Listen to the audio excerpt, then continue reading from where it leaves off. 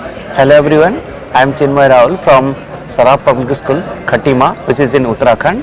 Myself, Raspal, I am from JNV Manda, Karnataka. I am Vishal Mehra from Government Boys Senior Secondary School, Nadon, District of Jaipur, Himachal Pradesh. So we have developed one project. This project will show the LED light of the ATL characters.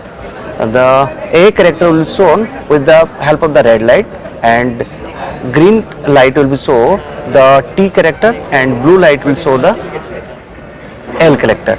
With the help of the Arduino board and the registers and the RGB LED, we have developed the project. Now you can see the demo of this project.